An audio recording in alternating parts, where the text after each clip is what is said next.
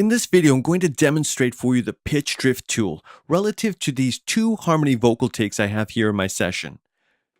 What I'm going to do is populate these two tracks here in my note editing window.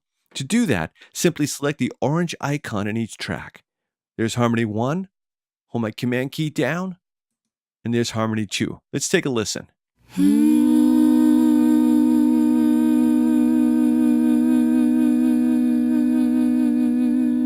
Now, the first thing you'll notice is that the pitch line is very different for each. And you'll also notice that they're really pitched a little differently. This one here, the lower one, is an average of -10 cents flat relative to the key it was recorded in. And the top harmony is an average of about -26 cents flat relative to the key that it was recorded in, of course. So what I'll do in this example really quickly is while this one is selected, I'm going to double click in that box and type in the value of -10, and you'll see how that whole note is pitched up a little bit. There. Now they're more in pitch together according to the lowest note. Of course, I could pitch them both to tonal center, but in this a cappella performance, I want to keep it a little bit more sincere to the original artist performance. Let's take a listen to this.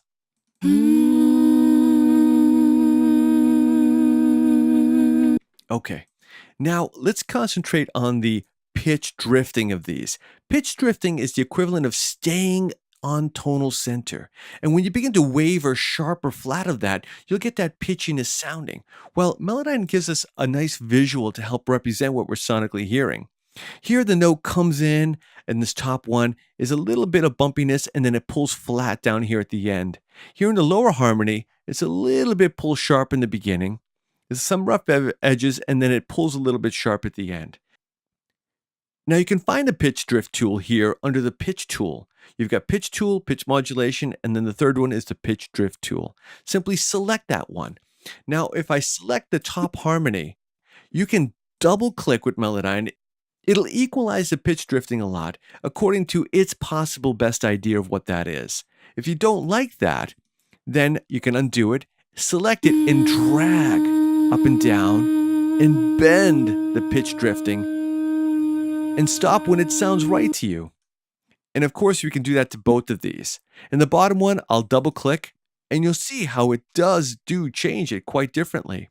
So the top one, we did it manually. The bottom one, we did it automatically. And let's take a listen now.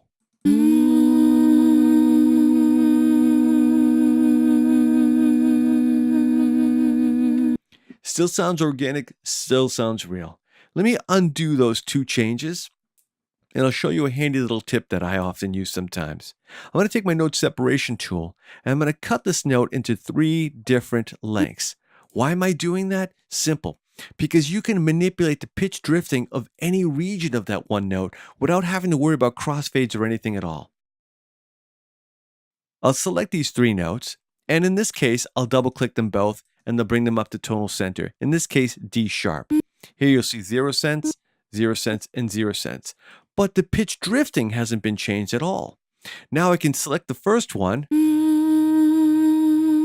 and while it's playing back, for example, you can manipulate that one uniquely, and then the second part, and the third part, of course. And then just stop when it sounds right to you. Let's take a listen to this. Oh, and before we go on, I'll take my pitch tool and pop the lower one into tonal center as well, here on the B.